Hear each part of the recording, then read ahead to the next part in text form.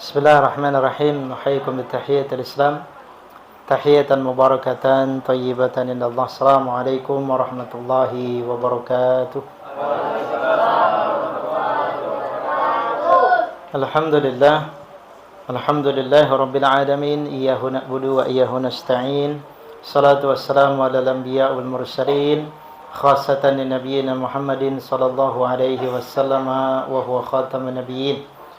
Bilisanin Arabiyyin mubin wa ala alihi wa ashabihi ajma'in wa man tabi'ahum bi ihsanin ila yaumiddin ila yaumil qiyamati amma ba'du. Qala Allah Ta'ala fi kitabihil karim al-azim wa huwa asdaqul qailin wa ahsanul qailin. A'udzu billahi minasy syaithanir rajim. Ya ayyuhalladzina amanu taqullaha haqqa tuqatih wa la tamutunna illa wa antum muslimun. وقال أيضا يا أيها الذين آمنوا اتقوا الله وقولوا قولا سديدا يصلح لكم أعمالكم ويغفر لكم ذنوبكم ومن يطع الله ورسوله فقد فاز فوزا عظيما. قال الرسول عليه الصلاة والسلام في حديثه اتق الله يا عباد الله اتق الله حيثما كنت وأتبع السيئة الحسنة تمحوها وخالق الناس بخلق حسن. Pertama-tama dan yang paling utama, marilah ucapan puja dan puji syukur kita panjatkan kehadirat Allah Subhanahu wa taala, Rabb semesta alam, penguasa jagat raya, pencipta alam semesta. Pada kesempatan malam hari yang cukup cerah ini, biidznillah biaqdarillah, di pertengahan bulan Ramadan saya bisa berkunjung ke sini, bisa berziarah, bertemu dengan teman-teman yang soleh dan soleha yang ada di PGC 2 ini. Kurang lebih 1 tahun sudah ya setelah Idul Fitri tahun lalu ya saya bersua ke sini, dan juga sebagai para korban pengungsian pada tahun lalu gitu ya. Alhamdulillah kesabaran antum, jihad antum ya Allah berikan hasil ya, dengan saat ini telah mendapatkan tempat yang lebih baik daripada sebelumnya. Ini merupakan sebuah busyra, kabar gembira yang Allah Subhanahu wa taala berikan hadiah kepada teman-teman yang sabar, teman-teman yang terus berdoa meminta kepada Allah untuk diberikan jalan keluar dan diberikan hasil sebagaimana yang Allah kehendaki. Salawat dan salam juga tidak lupa dan lalai kita sanjungkan kepada uswah qudwah kita, tauladan kita Muhammad bin Abdullah sallallahu alaihi wasallam. Semoga salawat dan salam tercurah kepada beliau, keluarganya, para sahabatnya, dan orang-orang yang senantiasa mengikuti beliau sampai akhir zaman kelak.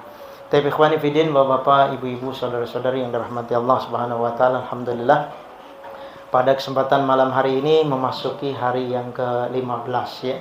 Setelah di awal-awalnya kita sempat polemik, udah siap ngopor, siap rendang, gak taunya kagak jadi ya. Saya udah pulang ke Jakarta, banyak yang nawarin untuk ngisi di malam pertama, saya tolak ya, karena malam pertama biasanya nggak pernah ditolak. Saya tolak malam pertama, itu langka, ini jarang. Malam pertama kita tolak, kita kepengen menuju ke orang tua. Sudah berapa kali pandemi kita nggak bisa sahur juga berbuka sama orang tua. Hari Jumat saya berangkat, supaya hari Sabtu ini biasanya tidak pernah meleset dari kalender. Udah beberapa tahun terakhir, kurang lebih 10 tahunan lah selalu akur ya waktunya, baik Ramadannya maupun Idul Fitrinya. Sehingga kita umat juga enak gitu ya, sebagai orang kecil manusia biasa, kemudian mendapatkan angin seger ya dari pemerintah maupun ormas yang biasanya sering berbeda. Nah, tapi tahun ini khususnya ada perbedaan, ternyata meleset dari kalender yang harusnya tanggal 2 kita perkirakan, tapi tanggal 3. Kalau misalnya ada orang yang puasa di hari Sabtu, ditanya kemudian Anda Muhammadiyah ya? Iya. Kalau kita ditanya hari Ahad, Anda Muhammadiyah ya? Jawabnya serba salah. Kalau dibilang Muhammadiyah kita puasanya hari Ahad, dibilang bukan Muhammadiyah kita pengikut Nabi Muhammad. Serba salah. Ya, lebih baik diam aja udah. Kayak ditanya antum makan nasi apa enggak gitu ya. Karena kita ditanya Muhammadiyah ya kita Muhammadiyah, karena Muhammadiyah maknanya adalah pengikut Nabi Muhammad sallallahu alaihi wasallam. Jadilah itu rendang yang tadinya buat sahur jadi buat sarapan. Buat sarapan karena enggak jadi, tertunda ya. Ikhwan fiddin azanillahu yakum, alhamdulillah pada kesempatan malam hari ini saya bisa ke sini sesuai jadwal satu-satunya ya, jadwal saya di pertengahan bulan bisa bertemu dengan para ikhwah sekalian. Kebahagiaan dari saya pribadi bisa bersua kembali ke sini dengan suasana yang lebih baik daripada tahun sebelumnya. Karena lebih enak sebenarnya untuk acara kultum atau tausiah seperti ini ya, selesai taraweh kemudian kultum. Karena biasanya mungkin para masjid-masjid atau musola khawatir kalau misalnya setelah taraweh pada bubar, ya sudah pulang ya, kolaknya tinggal separuh belum dihabisin ya, kemudian es buah masih ada dalam kulkas, yang dipikirin karena banyak orang yang makan berat setelah taraweh. Ya kalau misalnya selesai seperti ini pada anteng enak ya, yang nyampaikan tausiah juga enak, nggak keburu-buru. Karena saya punya 2 pengalaman tahun ini. Ada kultum tercepat sepanjang saya ikut taraweh dan kultum terlama. Kultum tercepat terjadi di dekat rumah saya. Ya kurang lebih beberapa waktu yang lalu, yang hari malam Jumat ya kalau tidak salah, atau malam Sabtu. Ketika si pemberi kultum ini ternyata badal ya, yang asli yang sudah terjadwal tidak bisa, mungkin kurang persiapan, saya juga tidak tahu. Dia begitu naik ke atas mimbar, anak-anak sudah mulai siap ya untuk buku sama pulpennya, mau nulis judulnya, mau nulis isinya apa yang disampaikan oleh ustadznya. Tiba-tiba sang ustadz menyampaikan, membacakan sebuah ayat saja dalam surat Al-Baqarah ayat 183. Ya ayyuhalladzina amanu kutiba alaikumusiyam kama kutiba alal ladzina min qablikum la'allakum tattaqun. Setelah selesai dia menyampaikan, semoga kita menjadi orang yang bertakwa. Assalamualaikum warahmatullahi wabarakatuh. Ya, selesai. Kata si anak di sebelah saya ngomong, ini ustadznya prank katanya. Baru mau ditulis judulnya sudah salam ya, sudah salam. Itu kultum tercepat yang saya alami. Yang kedua, kultum terlama terjadi di Baitul Makmur tahun ini juga. Di BM itu masjidnya canggih, ustadznya dikasih alarm. Ya, kalau kelamaan itu bunyi alarmnya. Tapi ada juga ustadz yang bader. Udah alarmnya bunyi, mungkin gak dengar atau pura-pura gak dengar. Ngomong aja. Yang biasanya jadi muadzin itu Pak Haji Juhadi. Sampai dia maju begini-begini sama ustadznya. Ya, maksudnya suruh buruan gitu, berhenti gitu, udah kelamaan gitu ya. Sampai jemaahnya juga pada ketawa yang di depan-depan. Itu karena ngelihat tingkah laku orang tua, muadzin gitu, begini-begini. Udah ya, Masya Allah. Itu terlama. Ya, jadi memang banyak sekali suka dukanya dari para dai gitu ya. Ketika saya juga pernah ditanya pada tahun berapa gitu ya sama temannya Pak Adam itu Asunari, Ustadz kapan antum dapat jadwal di BM? Saya bilang kayaknya malam 22 atau malam ke-23. Saya pikir hati saya sudah GR gitu ya. Alhamdulillah ada orang yang nungguin ternyata gitu ya. Ada orang yang senang sama dakwah kita, ditungguin. Ternyata ujungnya dia ngomong apa? Jangan kelamaan tat, puyeng. Jangan kelamaan, bikin ngantuk. Yang lain pada lama-lama banget. Antum cepet aja ya. Ya. Bagaikan imam yang direquest untuk baca kulhu. Rasanya seperti itu. Masya Allah. Pengalaman luar biasa beberapa waktu yang lalu juga. Ya, saya biasanya diantar dengan Mas Ugi ya, qadarullah, karena beliau istrinya baru melahirkan. Ya, ternyata anaknya perempuan semua sama seperti saya. Jadi saya enak ngebulinya. Kalau sama-sama dia anaknya laki-laki, kan dia minta doa, Tat, doain saya supaya anaknya laki-laki, padahal saya doain anaknya perempuan. Biar sama, senasib, ya ada batirnya gitu kan. Nah, ternyata benar, alhamdulillah kuatan doa saya, anaknya perempuan juga. Nah, dia nemenin saya ke Kapling waktu itu, ke Kapling An-Nur ya di dekat Cikarang, Alfamakmun. Waktu itu baru hujan rintik-rintik kan, beberapa waktu yang lalu sering hujannya. Kemudian saya ditemani sama beliau karena beberapa hari setelahnya gitu ya, kita pernah ke Keranji, ke Tambun, ditemenin sama beliau. Ternyata kesel juga nututi antum tadi ya. Iya, karena pindah-pindah satu tempat ke tempat lain. Sampai di sana kita hampir masuk waktu Isya. Sendal sudah pada banyak. Ya, sendal sudah pada banyak di depan karena musolanya kecil tapi 2 lantai, sampai sayap-sayapnya pun penuh gitu ya. Karena teman-teman di Gramapuri juga pada sholatnya di situ, di musola An-Nur. Kata Mas Sugi, dia mengatakan kepada saya, Ustaz, kalah antum sama jemaahnya. Ya, kalah antum sama jemaahnya. Jemaahnya sudah datang duluan, antum baru sampai. Saya bilang sama dia, tenang aja. Tenang bagaimana, Tat? Ini kita sudah paling belakang, susah masuknya nih. Tenang aja, udah antum ngikutin aja saya. Orang-orang itu kepengen dapat tempat di depan, itu main sikut-sikutan, main rebut-rebutan. Pokoknya antum tenang aja, ngikutin aja saya di belakang. Saya teringat beberapa waktu yang lalu, tahun 2007 atau 2008, ketika saya dapat tugas untuk menjadi takmir masjid di Cibinong, ya, Villa Bogor Indah tepatnya. Saya diundang oleh Ketua DKM Indonesia, yaitu Pak Yusuf Kalla, ya, waktu itu di Jakarta. Saya mewakili masjid saya dan beberapa teman-teman pengurus-pengurus masjid yang ada di sekitar Jabodetabek waktu itu. Nah, Pak Haji Yusuf Kalla menyampaikan dalam pidatonya bahwa ada dua tipe dan dua karakter dua orang yang bisa menerobos lampu merah, berbeda dengan yang lain. Yang pertama adalah pejabat, dalam hal ini adalah presiden dan wakil presiden, bebas anak sultan gitu ya, supaya ngelewatin lampu merah. Dan yang kedua, pokoknya yang ada sirinenya, entah itu ambulan atau pemadam kebakaran. Saya kiaskan dengan itu, ada dua dalam masalah ibadah, dalam masalah sholat, yang pasti dapat di depan. Yang pasti dapat di depan. Gak mungkin di belakang. Ya. Yang pertama, imam. Kedua, muadzin. Nah, dia orang-orang yang lain mau usaha untuk dapat di depan, juga akan susah. Gak mungkin muadzin habis qomat dikasih belakang. Bisa ngamuk-ngamuk itu muadzin. Nggak mungkin juga imamnya ditaruh di belakang. Pasti imam di depan, pasti muadzin juga di depan. Satu lagi yang nganterin ustadz. Bener, saya bilang suruh ngikutin di belakang, dia dapat tempat. Kemudian udah penuh, diliatin orangnya Mas Sugi. Saya liatin aja. Antum nganterin ustadz? Iya, nganterin ustadz. Dia langsung geser. Nih, sini Mas, duduk Mas. Dapat depan. Ya, dapat di depan. Alhamdulillah. Baik, ikhwani fillah wa umat fillah, azanillahu wa iyyakum. Pada kesempatan malam hari ini, masyaallah, alhamdulillah, bersyukur kita kepada Allah Subhanahu wa taala atas limpahan yang Allah berikan kepada kita semua pada kesempatan malam hari ini, sebagaimana yang kita berkaca pada tahun yang lalu, ya, bagaimana saya sampaikan berbagai macam hal berkaitan dengan teman-teman yang berusaha berupaya untuk mendapatkan tempat. Kemudian Allah Subhanahu wa taala berikan kepada antum sekalian, teman-teman yang ada di PGC 2 ini, dengan kondisi yang jauh lebih baik daripada sebelumnya. Nabi sallallahu alaihi wasallam katakan dalam sebuah hadis, "Man bana lillahi masjidan, banallahu lahu baitan fil jannah."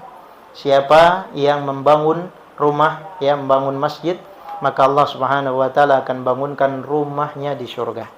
Secara matematis, orang yang akan dibangunkan rumah di surga, otomatis Allah akan menjadikan penghuni dan pemiliknya masuk ke dalamnya. Maka inilah cita-cita kita, harapan kita, angan-angan kita yang Allah Subhanahu wa taala berikan atas kesabaran teman-teman, berupaya, berusaha, berjuang, berkorban, ya, untuk bisa mendapatkan tempat yang lebih baik ini. Karena ciri khas daripada agama kita, ketika Allah Subhanahu wa taala menginginkan sesuatu dan berharap kepada kita menjadi sesuatu tersebut, Allah memberikan jalan keluarnya dan Allah memberikan tahu caranya. Ini yang membedakan agama kita dengan agama-agama yang lain. Kalau misalnya kita rapat gitu ya, kita rapat entah itu organisasi atau rapat DKM, termasuk rapat pengurus masjid gitu ya. Kalau ada yang punya konsep, biasanya ada orang yang kemudian jadi ketuanya, antum dah yang punya konsep, antum yang punya ide, silahkan menjalankan sendiri. Kadang kita juga bingung, saya punya konsep, konsepnya dirasa bagus, idenya bagus, tapi menjalankannya bingung. Dari mana saya mulai, bagaimana caranya gitu ya. Tapi Allah Subhanahu wa taala menginginkan kepada kita satu amalan dan satu hasil, tapi Allah Subhanahu wa taala juga memberitahukan caranya. Sebagaimana kita berpuasa, Allah menginginkan kepada kita untuk jadi orang bertakwa, tapi Allah Subhanahu wa taala juga memberitahu caranya. Ya, caranya kepada kita untuk mendapatkan orang-orang menjadi orang-orang yang bertakwa atau derajat muttaqin. Salah satunya dengan puasa. Tapi di sisi yang lain, Allah Subhanahu wa taala juga menjelaskan kepada kita apa fasilitas yang akan didapatkan bagi orang-orang yang bertakwa itu. Dan ternyata ini biasanya yang menjadi hitung-hitungan di kalangan manusia. Kalau urusan bisnis, urusan muamalah, pengennya kalau berniaga modalnya sekecil-kecilnya, untungnya gede-gedenya. Itu biasanya karakteristik manusia begitu. Pengennya untung terus, nggak mau rugi. Modal yang dikeluarkan sedikit, untungnya pengen banyak. Itu biasanya begitu. Dan ini namanya dalam bisnis tidak bisa seperti itu. Ada untung, ada rugi. Tapi urusan kita bermuamalah dengan Allah Subhanahu wa ta'ala, Allah janjikan dengan hal yang demikian. Maka Allah Subhanahu wa ta'ala sampaikan ternyata fasilitas yang akan didapatkan oleh kita ketika menjadi orang yang bertakwa ini. Allah sebutkan salah satunya dalam surat At-Talaq. Ayat kedua, ketiga, keempat, kelima. Allah sampaikan demikian. Salah satunya yang akan saya bahas pada kesempatan singkat ini adalah wa may yattaqillaha yaj'al lahu makhraja. Kalimat ini disebut jumlah syartiyah. Namanya jumlah syartiyah, ada isim syarat, ada fi'il syarat, ada jawab syarat. Allah katakan wa may yattaqillaha. Yattaqil adalah fi'il syarat yang pertama, jazm dengan cara hadzful illah. Siapa saja yang bertakwa kepada Allah. Memang kalau bertakwa kepada Allah akan dapat apa? Ya ja'allahu makhraja. Allah akan berikan makhraj, jalan keluar. Ini syaratnya. Bagaimana Allah Subhanahu wa ta'ala memberikan antum hadiah seperti ini? Barangkali ini buah dari ketakwaan teman-teman yang ada di sini. Sabaran antum, ketakwaan antum, doa-doa antum, Allah Subhanahu wa ta'ala ijabah. Kita tidak pernah tahu bagaimana orang yang terzalimi, bagaimana orang yang tersakiti, bagaimana orang yang disalahkan, kemudian meminta doa kepada Allah, menengadahkan tangannya, tiba-tiba Allah Subhanahu wa ta'ala kabulkan dari doa-doa kita. Disebabkan karena yattaqillah, dia bertakwa kepada Allah Subhanahu wa ta'ala. Jadi apapun masalah yang kita hadapi, saya yakin semua yang ada di sini punya masalah. Antum lihat saya enak gitu ya, gemuk gitu ya, kelihatannya hidupnya kayaknya nggak punya masalah. Begitu juga saya ngelihat antum kayaknya enak gitu ya.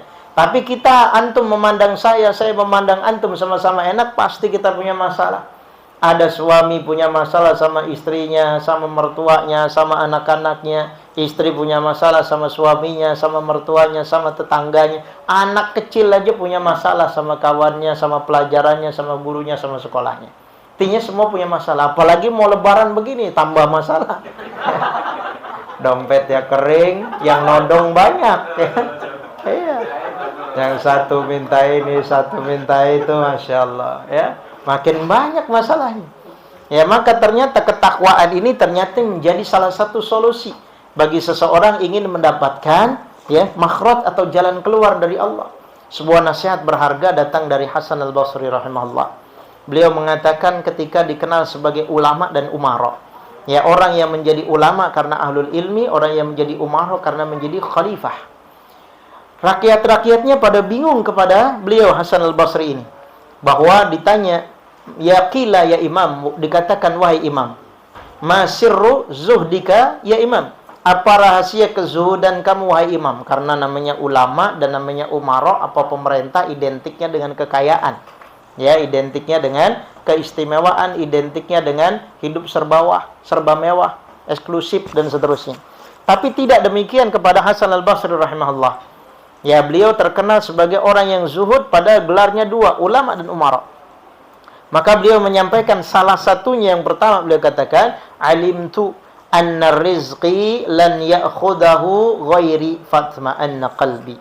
Saya meyakini bahwasanya rezeki saya itu tidak ada seorang pun yang bisa mengambilnya. Lan ya'khudahu ghairi, tidak ada orang lain yang bisa mengambilnya. Fatma'anna qalbi, maka hati saya jadi tenang. Ya, namanya kita sesuatu yang sudah dijamin harusnya bikin tenang. Bikin ribut, rame, orasi, tunjangan hari tua nggak bisa diambil di masa muda, rame, ya, demo, ya. Kalau bagaimana kalau mati muda, bagaimana kalau berhenti di masa muda, yang dipikirin begitu. Ya, padahal Islam dan Allah Subhanahu wa ta'ala telah menjamin sesuatu. Kalau sudah dijamin kan seharusnya bisa hidup tenang. Kalau misalnya antum ya kerja keluar kota ke Kalimantan gitu ya, Pak Alif. Ya, di sana udah ada yang jamin. Ya, tidurnya enak, dapat ongkos di rumahnya ada yang jamin. Itu biasanya apa? Kerjanya full time. Kerjanya maksimal. Kenapa? Udah ada yang jamin. Pasti bagaimana caranya bisa kerja secara maksimal. Biar perusahaannya senang, kemudian pekerjaan kita diapresiasi. Nah, begitu juga ketika kita hidup di dunia, Allah berikan jaminan. Ingat, yang menjamin bukan manusia. Kalau yang menjamin manusia bisa saja salah. Tapi yang menjamin Allah Subhanahu wa ta'ala dalam urusan ini. Allah akan berikan makhraj. Allah akan berikan jalan keluar. Dalam ayat yang lain dalam surat Al-Insyirah, Allah Subhanahu wa ta'ala katakan inna ma'al usri yusra. Al-usri adalah kesulitan, kesusahan. Allah gunakan dengan lafaz alif lam, bentuknya ma'rifat. Al-usri. Inna ma'al usri. Sesungguhnya setiap kesulitan itu ada kemudahan. Al-usri Allah gunakan dengan pakai alif lam berarti isi ma'rifat, satu kesulitan. Tapi kemudahannya Allah berikan kalimatnya dengan kalimat nakirah, yusron, kemudahan. Maka disebutkan oleh Syekh Abdurrahman As-Sa'di rahimahullah dalam kitabnya Qaid Fiqhiyah, beliau mengatakan an-nakiratu tufidul umum. Nakirah itu menunjukkan kepada keumuman. Artinya apa? Satu kesulitan Allah akan berikan banyak kemudahan. Sudah dibuktikan oleh antum. Ya, bagaimana kesulitan untuk ibadah saja susah. Ya, untuk ibadah saja susah. Kadang-kadang apa yang sudah antum merasakan suka anda bawa ceritanya kemana-mana, bikin orang geleng. Ya. Ternyata di tempat saya gampang. Ya, ternyata ada yang lebih susah. Jadi ini menjadi kiblat bagi kesusahan tempat lain. Tempat yang lain susah, ternyata di sini lebih susah. Ya, jadi istilahnya jadi pelipur lara buat yang lain. Mudah-mudahan jadi amal soleh buat anda. Ya. Karena orang lain memikir, wah kita ternyata di sono susah, di sini susah. Tapi akhirnya punya masjid yang mewah, punya masjid yang enak. Ternyata apa? Tidak sesusah yang ada di sini. Jadi artinya ini merupakan sebuah pengalaman yang luar biasa yang bisa ditarik ibrah oleh orang-orang lain di sekitar kita. Yang ternyata mungkin tidak pernah terpikirkan oleh mereka. Ya, bagaimana ketika Allah Subhanahu wa ta'ala memberikan berbagai macam ujian, cobaan, kemudian kita mendapatkan jalan keluar dan solusi karena kita menyerahkan urusan tersebut kepada Allah, hasilnya menjadi sesuatu yang menggembirakan, membahagiakan, menyenangkan, bahkan kita berharap dapat pahala dari Allah di situ. Inilah yang selama ini dirasakan oleh kawan-kawan yang ada di PGC ini, ya. Bagaimana perjuangan antum dengan luar biasa, doa-doa antum Allah Subhanahu wa ta'ala jadikan sampai setidak-tidaknya sampai hari ini. Ini merupakan perjuangan yang bukan berarti ini bukan jihad di jalan Allah, ini merupakan jihad fisabilillah. Ya, Allah Subhanahu wa ta'ala berikan jalan, berikan kemudahan, keringanan, maka ini bagian daripada apa yang anugerah yang Allah berikan kepada teman-teman sekalian. Ingat peristiwa Fathu Mekah ketika Rasul Shallallahu Alaihi Wasallam berhasil menaklukkan kota Mekah tanpa adanya peperangan, tanpa adanya setetes darah pun.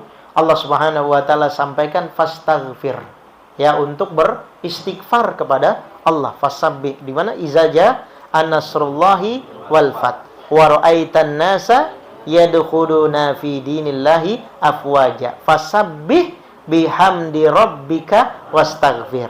Allah tidak perintahkan untuk euforia secara berlebihan, rasa senang secara berlebihan, tapi fasabbih bihamdi rabbika wastaghfir, suruh bertasbih dengan keutamaan Allah Subhanahu wa taala dan beristighfar. Karena ini semua tidak lepas dari anugerah dan karunia yang Allah Subhanahu wa taala berikan. Jangan menganggap saya paling berjasa, jangan menganggap saya orang yang paling berpengaruh, tapi semuanya karena karunia dari Allah Subhanahu wa taala. Rasa syukur yang diberikan oleh teman-teman yang ada di sini akan mendorong kenikmatan-kenikmatan yang lain yang kita tidak pernah tahu apa kenikmatan yang antri di belakangnya. Ya, ini salah satu di antara bentuk busyra, kabar gembira dari Allah Subhanahu wa taala. Mudah-mudahan dengan upaya dari teman-teman, ya, usaha dari teman-teman semua dengan kegiatan sosial, tampakkan kepada akhlak yang karimah kepada teman-teman yang ada di sekitar kita. Mudah-mudahan dengan hal yang demikian bisa membolak-balikkan hati mereka. Karena hati itu urusan Allah. Hati disebut qalbun, yang berbolak-balik. Kita minta kepada Allah, ya muqallibal qulub, sabbit qalbi ala dinik. Orang yang tadinya membenci berbalik jadi mencintai, itu semua dari Allah Subhanahu wa taala karena urusan hati. Allah yang membolak-balikan dan Allah yang menggenggamnya. Kita minta kepada Allah sebagai zat yang memiliki hati tersebut. Ya, agar dia bisa condong kepada kita, mendukung kepada kita, pergerakan kita, usaha kita, dakwah kita. Karena dakwah Ahlus Sunnah wal Jamaah yang mengamalkan sunnah, kemudian mempromosikan sunnah, ini bagaikan sebuah iklan. Kita sudah punya bintang iklan, iklannya sudah ada, produknya sudah ada, tinggal bagaimana cara mempromosikannya supaya orang-orang ya mereka bisa tertarik dengan iklan ini, dengan dakwah ini, dakwah sunnah yang akan menyelamatkan kita dari azab Allah Subhanahu wa taala dan memasukkan kita ke dalam jannahnya Allah Subhanahu wa taala.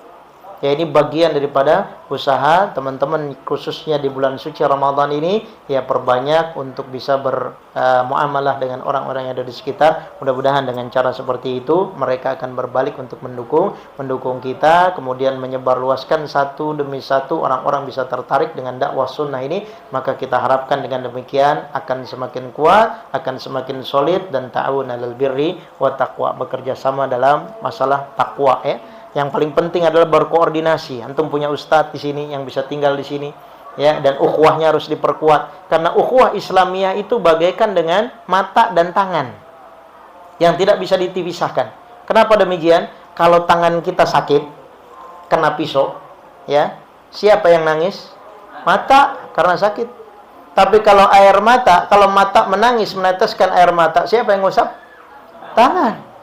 Jadi antara mata dengan tangan ini tidak akan pernah terpisahkan. Itulah ukhuwah kita bagaikan satu jasad. Teman-teman saya yang tinggal di teman-teman di H2C dengan teman-teman di sini yang Miftahul Farah gitu ya, kita punya kedekatan secara hati ya, bagaimana sering berkunjung, kemudian sering sharing dan seterusnya. Jadi ini merupakan sebuah karunia yang Allah Subhanahu wa taala berikan kepada kita. Ukhuwah Islamiyah, ukhuwah manhajiyah ini harus dijaga. Teman-teman yang ada di Sukatani pada hari pertama ya, saya hari Ahad pertama saya dijadwalkan di sana di Masjid Ar-Rahim di Sukatani. Subhanallah, menjamur sekali para ikhwah. Ya, dan tempat-tempatnya juga sekarang sudah saking menyebar. Maka saya nasihatkan kepada teman-teman semua, walaupun nasihat ini buat diri saya pribadi dan ke teman-teman, ketika sudah menjamur pentingnya untuk berkoordinasi. Ya, karena kalau tidak koordinasi akan bertabrakan terjadinya sama jadwal dengan satu dengan yang lainnya, sehingga akhirnya akan orang memilih mana selera saya, ustadz ini, ustadz fulan dan seterusnya. Maka di sini pentingnya untuk berkoordinasi antar sesama ikhwah, ya, antar sesama ikhwah, karena kita satu kesatuan. Teman-teman yang ada di sini juga sama, bagaimana caranya memperkuat ikhwah ini. Kalau kita yang sedikit ini kemudian berpecah belah, kemudian bercerai-berai, maka bagaimana sunnah ini bisa tegak? Bagaimana Islam ini bisa berjaya, khususnya di wilayah paling kecil ya. Mudah-mudahan apa yang bisa saya sampaikan pada kesempatan kali ini berfaedah, ya, bermanfaat. Mohon maaf ya sampai panjang begini ya, karena biasanya saya itu kemarin yang di Kapling itu saya disandingkan oleh ustadz-ustadz yang jadi imam al-hafiz. Saya doang gitu ya. Maka saya bilang aja waktu kultumnya, saya disandingkan sama ustadz-ustadz ad-dahabi yang mereka semua al-hafiz. Apalan saya segitu-gitu doang. Udah kultum aja saya panjangin, yang penting pulangnya antum sama. Karena apa? Insya Allah sholatnya pendek, saya bilang gitu. Tapi kultumnya saya lamain. Selesainya jam 8:30 juga gitu ya. Karena tahun lalu saya diprotes. Selesai jam 8:15. Kata jemaah, Tat, saya baru nikmatin bacaan antum, tahu-tahu udah takbir. Yang satu lagi ngomong, Tat, ini antum memecahkan rekor. Rekor apaan? Ini tarawih tercepat. Makanya saya siasati kuntumnya saya lamain, ya, biar hasilnya pulangnya sama-sama juga jam 8:30. Ya, Insya Allah. Ya, syukran ya, hari ini saya datang sendirian, tidak bersama dengan kawan-kawan ya, karena saya dai biasanya juga suka pengen dijemput berbagai tempat gitu ya, tapi saya katakan saya itu datang tadi jemput, pulang tadi antar. Insyaallah mudah-mudahan berfaedah, bermanfaat ya kepada teman-teman semua. Ya, mudah-mudahan jangan sampai putus. Insyaallah saya setiap tahun kalau umur panjang bisa dikasih kesempatan untuk datang ke sini ya. Wabillahi taufiq wal hidayah wa minkum. Assalamualaikum warahmatullahi wabarakatuh.